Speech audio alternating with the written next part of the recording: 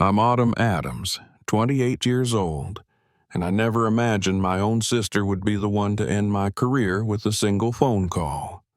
Betrayal is brutal enough coming from colleagues, lovers, or even strangers. But when it's your own blood, your sister, the person who used to share your cereal and your secrets, it cuts through you in ways that no apology can ever quite stitch back together. I didn't always hate Ashley. In fact, I used to protect her. As the middle child in a not-so-perfect Boston household, I was assigned the role of fixer from the moment I could tie my own shoes.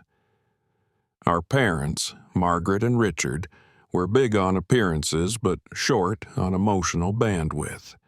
So while they played happy family for the neighbors' barbecues on weekends, neatly trimmed lawn, photos above the mantel, I was making sure the electric bill got paid and Ashley made it to school with matching shoes. Ashley was the sensitive spirit, as Mom liked to call her. She got passes on chores, schoolwork, and accountability like they were participation trophies. Blue eyes, golden hair, and a smile that could light up a room, that's what they saw. What they didn't see, or chose not to, was the way she manipulated, lied, and blamed her way out of any uncomfortable responsibility. "She's just creative," Mom would say when Ashley dropped out of her second college. "She hasn't found her thing yet." Meanwhile, I was working 2 jobs to stay enrolled at Boston University. I graduated with a marketing degree, no debt, and no parental support beyond the occasional lukewarm, "We're proud of you." When I landed my first real job at Meridian Marketing, I cried in the bathroom after the interview because someone finally looked at me and said, "We want you." Not out of obligation, not out of guilt, but because of my work. The salary was modest, the office had no windows, and the break room microwave was older than me. But I was proud. I rented a 1-bedroom apartment, decorated it with flea market finds, and promised myself I'd build something they couldn't ignore. Ashley didn't like that. She never said it out loud, but I felt it in every passive-aggressive comment.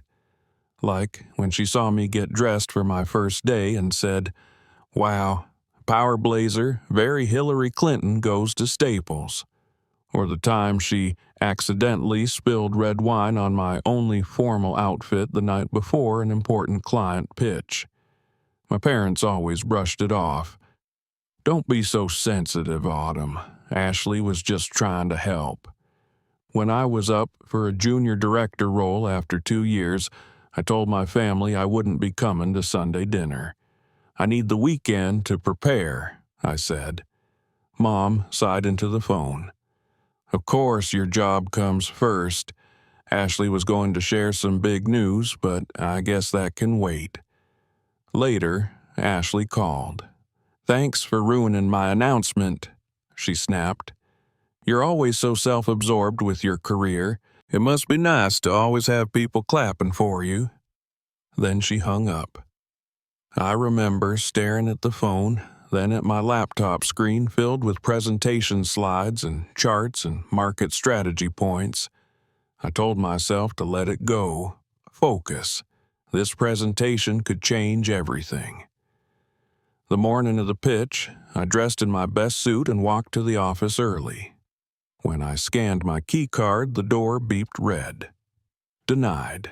A glitch, I thought. But then the receptionist said I wasn't allowed in and that my boss, Victoria, wanted to speak to me directly. I called her. She sounded like ice. "Autumn, I'm extremely disappointed. You called me at 11:30 last night, drunk, and quit. Then you insulted half the company and used language I won't repeat." My chest caved in. "What? That's not true. I was home prepping." "Don't lie," she cut me off.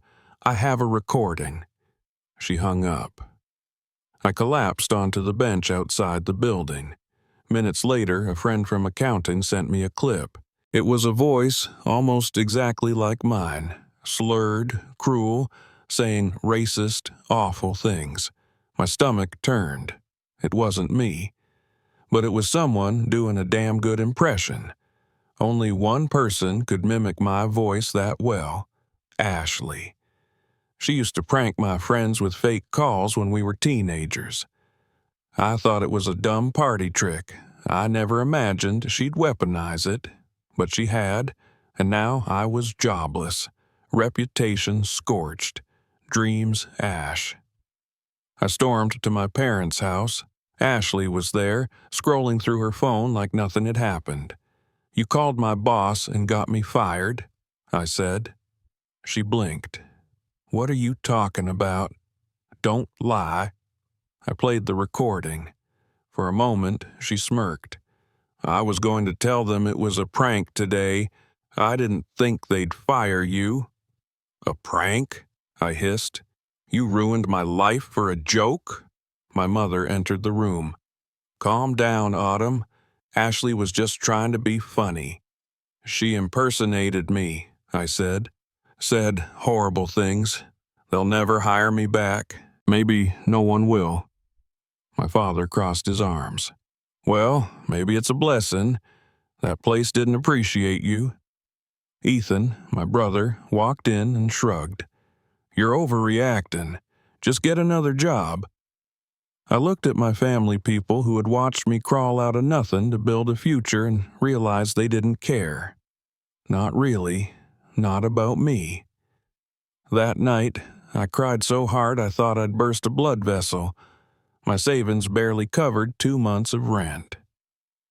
I applied for job after job, but word spreads fast in the Boston marketing scene. The phone call was infamous.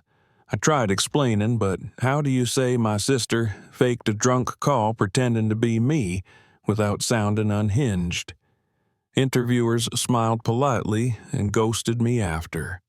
One by one, doors slammed shut. Weeks passed. Rent was due. I pawned my grandmother's bracelet, my only heirloom, and bought groceries with the cash. One evening, desperate, I went to a free tech mixer downtown. I wore my old suit with frayed cuffs. No new business cards, just scratched out the company name on the old ones and wrote in my Gmail. That's when I met Elaine. Silver streaks in her hair, wine in hand, and a voice like gravel and kindness all at once. "You look like you need this more than I do," she said, handing me a drink. "Thanks," I replied. "Autumn, between jobs." She smiled. "Elaine, COO at Nexus Technologies. We need someone who knows traditional marketing. Come by tomorrow. It's not glamorous, but it's real." The next morning, I showed up at Nexus, a startup in a converted warehouse. Brick walls, too many succulents, and an espresso machine that was somehow smarter than me. Elaine didn't ask for references. She asked if I could work hard, tell stories, and explain products without tech jargon. I said yes. She handed me a contract. The salary was low. The title was vague. But it was mine.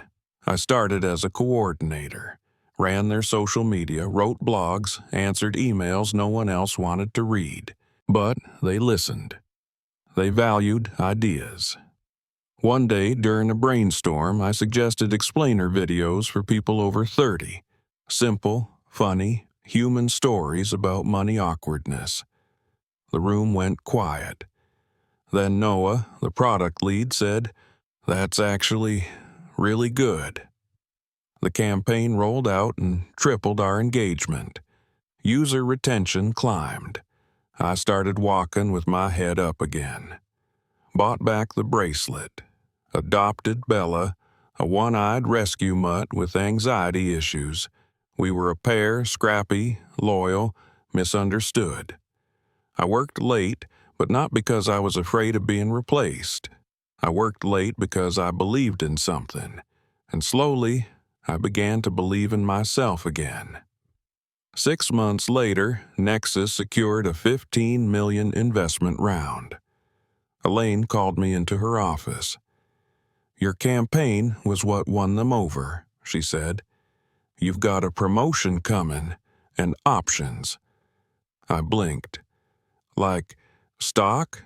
She nodded. "Real ones. That might actually mean something someday." I walked home in a daze. I had been fired, betrayed, dismissed. Now I was a marketing director with equity in a rising company, and I had done it all without them. Then came the article. Boston's 40 under 40, rising stars in tech and finance. My photo, my story, my name. Suddenly, my phone lit up with messages from the family that had ghosted me. "We're so proud of you. Let's catch up. Ashley misses you." I smiled and said nothing, because I was no longer the Autumn who needed them to see me. I had seen myself, and she was enough. The first message came from my mother. "So proud of you, sweetheart. We always knew you'd make it big." There was no mention of the months of silence, no apology for the way they dismissed me after the call. Just this cheerful rewriting of history, as if they had always been in my corner, cheering the loudest. Then Ethan texted, "Yo, saw your face in the paper. Congrats. Maybe we can grab lunch sometime." He added a smiling emoji, like we were old friends reconnecting. But the one that stopped me cold was from Ashley. "OMG, you're famous now. We have so much to catch up on. Let's get brunch my treat. Love you." I sat on my couch, phone glowing in my hand, and felt nothing. No anger, no satisfaction, just clarity. These people didn't miss me. They missed what I had become. The version of me that now carried financial opportunity in her back pocket. They hadn't been there when I pawned my bracelet, when I rationed oatmeal to make it through the week, when I doubted everything about myself except the dog curled up beside me on the kitchen floor. But now they remembered I existed. I thought about deleting the messages, blocking their numbers, but that would have been too easy, too clean. I didn't want clean, I wanted accountability, so I waited. 1 week passed, then another. Finally, I responded, "Let's meet. Sunday dinner. I'll make the reservation. My treat." I chose an upscale bistro in Back Bay, not because I wanted to impress them, but because I wanted to watch them squirm in a place that served food they couldn't pronounce. The kind of restaurant where the wine list had no prices and the lighting was soft enough to make even apologies look sincere. I arrived early, as always, and chose the corner booth. From there, I could see the door, the host, the clock. My parents arrived first. Mom, in pearls she couldn't afford. Dad, in a blazer I recognized from Ethan's high school graduation. They looked smaller, somehow, less certain, like they were meeting someone important.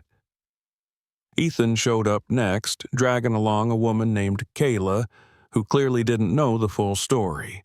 She hugged me like we were sorority sisters and complimented my earrings twice in 3 minutes. And then, of course, Ashley, fashionably late, air kissing like we were at a red carpet event. "Autumn, you look incredible," she purred. "Success really suits you." I smiled. "You too. That outfit is definitely a choice." We ordered. They drank. I stuck to sparkling water. The table buzzed with fake laughter and old stories repackaged for this new, shinier version of me. Not one person asked how I was. Not one person mentioned the firing or the silence. Until my father leaned forward and cleared his throat. "So, your mother and I have been thinking about retirement," he began, casual as a weather forecast. "The house needs a new roof. Medical bills piling up. You understand?" I said nothing. He continued, "With your recent windfall, don't worry. We won't ask for much, just a little help to get us through." I turned to Ethan. "Let me guess you've got a business idea?" He grinned, pulling out a folder like a magician with a rabbit. "It's called Paw Pal, Tinder for dogs. Just need seed money, 50 grand tops." Then Ashley chimed in. "I'm working on a new influencer series. I could use a proper camera setup, maybe a little studio lighting, just until my brand takes off." I took a long sip of water, looked at each of them in turn. "Interesting," I said slowly. "So this isn't a reunion, it's a pitch meeting." Mom gasped. "How can you say that? We're your family." I nodded. "You're right, which makes it even more fascinating that the first time we've all sat down in over a year, no one has said a word about what happened to me. You just skipped straight to the ask." Ashley rolled her eyes. "You're still upset about that? It was a joke. You turned out fine, better than fine." I stared at her. "You cost me everything. My job, my reputation, my mental health, and you didn't even blink." She looked away. "I said I was sorry." "You never said you were sorry," I corrected. "You said it was supposed to be funny. That's not the same." Dad leaned in again. "Autumn, don't let pride get in the way of doing what's right. You have the means to help us." "I do," I agreed. "But I also have boundaries. And what's right is not funding people who only remember me when I'm useful." I stood. "Check your mailboxes tomorrow. You'll each receive something from me. Consider it a final gesture of clarity." Then I dropped a platinum card on the table and left. That night, I packaged each envelope carefully. For Ashley, a printed transcript of her fake call, documentation of my firing, a donation receipt made in her name to a workplace ethics nonprofit. The letter read, "You taught me that forgiveness isn't about forgetting. It's about remembering who someone is and adjusting your distance accordingly." For my parents, spreadsheets, retirement planners, a letter that said, "I will not fund your lifestyle, but I'll offer you the chance to take responsibility for your own." For Ethan, a link to a startup incubator. A note that said, "Try building something on your own. You might surprise yourself." Each package was tracked, signed for, and received within 48 hours. What came after was predictable. Ashley sent a flurry of furious texts. Ethan's girlfriend unfollowed me on Instagram. My mother left a voicemail crying. But not one person said, "We were wrong." Not one person said, "We're sorry." And that was all the closure I needed. I wasn't their piggy bank. I wasn't their afterthought. I wasn't the background character in the drama they called family. I was the author now, and this was just chapter 2. 3 weeks passed before I heard from any of them again. By then, the media buzz around the acquisition had died down, and I had resumed my quiet, structured life. Work, gym, Bella's daily walks, photography class on Saturdays. The envelopes I sent had done what they were supposed to do, created distance. Not the petty kind born from revenge, but the kind forged from a hard-earned sense of self-worth. I didn't want apologies forced by obligation. I wanted change or silence. And honestly, I was okay with either. Then, on a Wednesday afternoon in late March, my phone buzzed with a single message from Ethan. "Can we talk? Just me. No one else." I stared at it for a moment, then typed, "Tomorrow, 11 a.m., that calf near the park."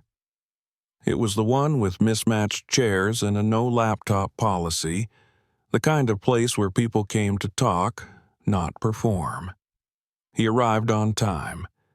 That alone was progress. He looked different, no designer watch, no performative confidence, just a man holding a coffee, looking tired but honest.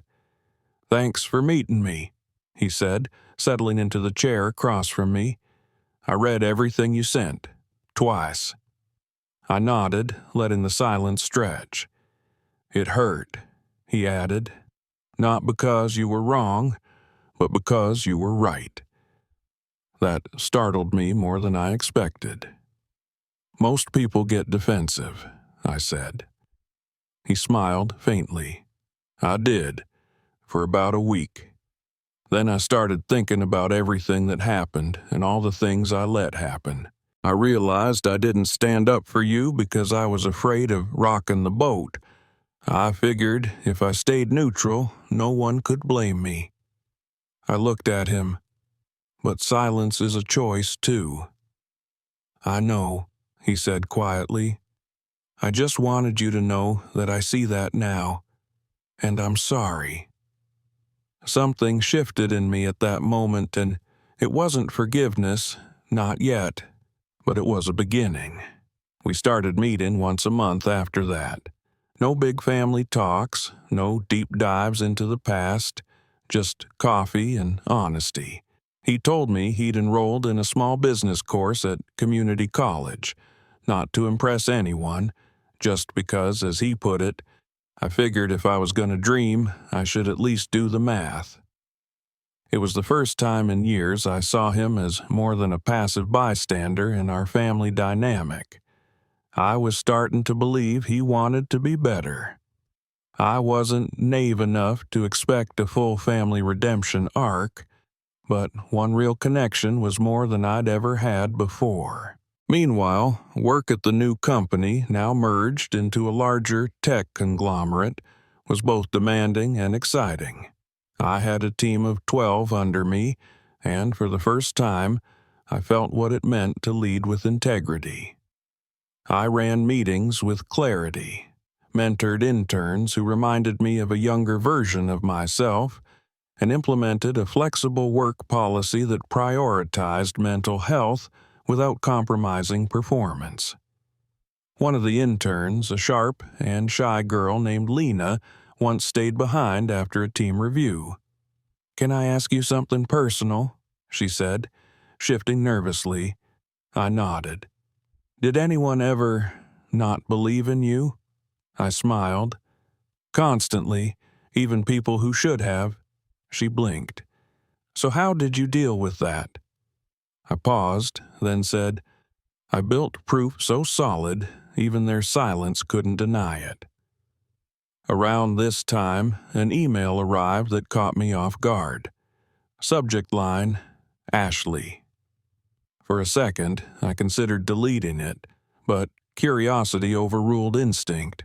It read, "That workplace workshop you donated to in my name, I went, just to say I went, but I stayed, and I listened, and I cried, Autumn. I cried because I saw myself in the bullies they described. I saw how much damage I caused you. I'm not writing to fix everything. I don't think I can. But I needed you to know that I see it now. What I did, and I'm sorry. Really sorry." I sat with that email for hours, read it, reread it, forwarded it to no one, and then replied simply, "Thank you for saying that." It wasn't a full bridge, but it was a crack in the wall, enough to let light through. I didn't invite her to coffee, I didn't call her, but I allowed myself to hope, just a little, that growth was possible. People change, sometimes, if they want to, if they hurt enough to question their reflection. A few weeks later, I received a letter in the mail, handwritten, from my mother. That alone was jarring. She hadn't handwritten anything in years. It was short. "We've been going to counseling. Together. Your father and I. Your package made us angry, then ashamed. We still have a long way to go, but I wanted you to know we started. I miss you. Love, Mom. Again, no declarations. No, we were so wrong manifesto. But it was more than I'd ever expected. And for the first time, I allowed myself to believe that even deep-rooted family dysfunction could shift. Not be erased, but examined. Meanwhile, I was becoming someone I actually liked. Not just respected, but liked. I signed up for a volunteer program helping underrepresented students apply for college and scholarships. I mentored 2 girls that year, both first-generation college hopefuls. One of them, a shy Haitian-American senior named Danya, reminded me of myself so sharply it ached. I helped her prepare her Yale application. When she got in, she cried on the phone and screamed, "I did it!" And I whispered, "Yes, you did." Because the best part of rising is reaching back. As summer approached, I started planning a trip.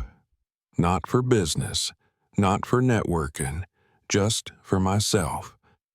I booked a solo retreat to a lakeside cabins in Maine. No signal, no screens, just nature, books, and Bella. The day before I left, I received one last message from my father. "We've finished 3 sessions with the therapist. It's harder than we expected. But I wanted to tell you something I should have said years ago. I'm proud of you, Autumn. Not because you're successful, but because you never let the worst of us become all of you." I read it twice, then saved it. Not because I needed it anymore, but because once I had needed it so badly. At the lake, I watched Bella chase dragonflies while I journaled beside the water. My life wasn't perfect. My family wasn't healed, but I had boundaries, purpose, peace. And I'd finally understood that the love I craved didn't have to come from the people who gave me life.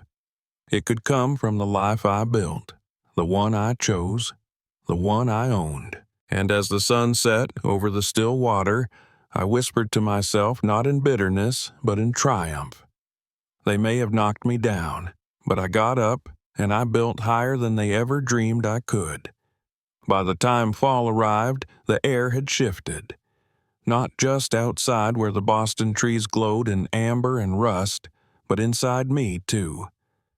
I had come full circle in a way that wasn't about vengeance or victory, but about understanding. I didn't feel the need to prove anything anymore. My choices, my boundaries, my silence when necessary, those were my declarations now. I had turned pain into purpose and rejection into redirection. And with every step forward, I had grown further from the version of myself who once thought being loved by broken people meant breaking myself to earn it. That October, I was invited to speak at a women's leadership summit hosted by the university that once rejected me for a graduate program. The irony wasn't lost on me, but I accepted not to prove them wrong, but to show someone else what was possible. I opened my talk with a sentence that silenced the room. The hardest thing I ever did wasn't rebuilding my career after my sister destroyed it. It was learning to rebuild myself without needing the approval of those who hurt me. I spoke not about metrics or market wins, but about resilience, about boundaries that saved my sanity, about the radical act of choosing your own story when others have tried to write it for you. After the session, a young woman approached me in tears. "I didn't know we were allowed to walk away from our families," she whispered. I held her hand. "You're allowed to walk toward peace," I said. "And sometimes that means walking away." Back at work, things had only gotten better. Our team had launched 2 new initiatives under my direction. One that partnered with schools to teach financial literacy through interactive apps, and another that supported small nonprofits with micro-budget marketing campaigns. It wasn't about making headlines. It was about making impact. I had become known not just as a marketing executive, but as a builder of people. A few industry outlets even called me the quiet force of ethical tech. That title made me smile. Not flashy, not loud, just steady and true. Then came the letter. A real one, on thick paper with slanted cursive I hadn't seen in years. My grandmother's handwriting. She was the only person in my family I had never cut off completely. Even when my parents blamed me, she had sent birthday cards. She never interfered. She just kept the door unlocked should I ever choose to walk back through it. Dearest Autumn, it began. I've watched from afar, not because I didn't care, but because I understood you needed space. But now, as I grow older, I find myself wondering if we might share a cup of tea sometime. No judgments, no expectations, just stories. I read the letter twice, then 3 times before folding it into my journal. Yes, I thought, she's earned that. I called her that evening. Her voice cracked with joy. You sound stronger, she said. You sound like yourself. A week later, we sat on her porch sipping tea from mismatched cups. She didn't ask about the lawsuits or the startup or the headlines. She asked how I was sleeping, if I'd picked up photography again, if Bella still chased shadows. Families, she said quietly, can be our greatest teachers, even when what they teach is how not to be. I nodded. She understood in ways no one else had. Before I left, she pressed an envelope into my hand. I've updated my will, she said softly, not because of the money, but because I want to honor the girl who honored herself when no one else would. I didn't ask what was inside. I didn't need to know. Thanksgiving rolled around. I had received 3 invitations, one from Ethan, who now hosted a small Friendsgiving for his classmates and had become a surprisingly good cook. One from Madison, who had become more than a friend, more like a sister with no shared blood but shared battles, and one, shockingly, from Ashley. Just us, she'd written. No performance. I owe you that. I chose to attend Ethan's. Trust repaired is still tender, and while I acknowledged Ashley's effort, I wasn't ready for solo reconciliation. Not yet. Maybe not ever. Ethan cooked a turkey with far too much garlic, and we all laughed when Bella stole a dinner roll from the table. After the meal, he raised a toast. To second chances, he said, and to the people brave enough to give them. The following Monday, I received an invitation from Boston Business Review. They were honoring local leaders who had made a measurable impact on community resilience. My name was among them. The awards gala was scheduled for early December at a grand hotel downtown. Normally, I would have declined. I hated the attention, but something in me wanted to mark the moment. I ordered a deep green gown. Sleek, simple, powerful. On the night of the gala, as I stepped into the ballroom filled with people in tuxedos and gowns, I didn't feel out of place. I felt exactly where I was supposed to be. The MC recited our bios, and when mine came up, I heard the words as if they belonged to someone else. From near homelessness after wrongful termination to co-founding one of Boston's most impactful fintech firms, Autumn Adams exemplifies how personal tragedy can lead to communal triumph. When I stepped up to accept the plaque, the applause was warm, but what mattered most was the silence I carried inside, a silence free of shame, of bitterness, of needing anyone else to clap. After the ceremony, someone tapped my shoulder. I turned and froze. It was Ashley. She wore a modest black dress and held a small envelope. "I saw your name on the guest list," she said quietly. "I didn't come to be seen. I just wanted to hand you this in person." I hesitated, then accepted the envelope. She didn't linger, just a nod. Then she turned and left. In the car ride home, I opened it. Inside was a handwritten note.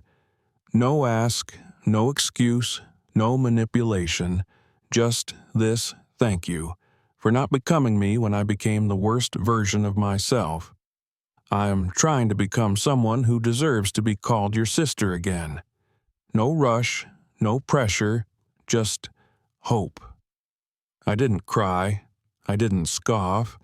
I simply folded the note, placed it beside my award plaque, and thought to myself, even broken things can be honest, even if only once. The holidays came quietly. My parents sent a card with no demands, just a photo of a wreath on their front door and a caption that read, "Still here, still learning." I didn't reply, but I didn't throw it away either. New Year's Eve arrived. I stood on my balcony overlooking the lights of the city I had once wandered aimlessly in, desperate and jobless. Bella curled at my feet, a glass of champagne in my hand. No countdown party, no noise, just peace. I thought about everything I had lost and found in the past 2 years, a career, a family, myself, and I smiled. Not the kind of smile you wear for the world, the kind that rises from deep within when you finally realize, I am enough. And so, to anyone listening, if you've ever been betrayed by those meant to protect you, silenced by those meant to support you, or cast aside by those meant to celebrate, you know this. You are not broken. You are becoming. And sometimes, the most powerful act of love is choosing to believe in yourself when no one else will.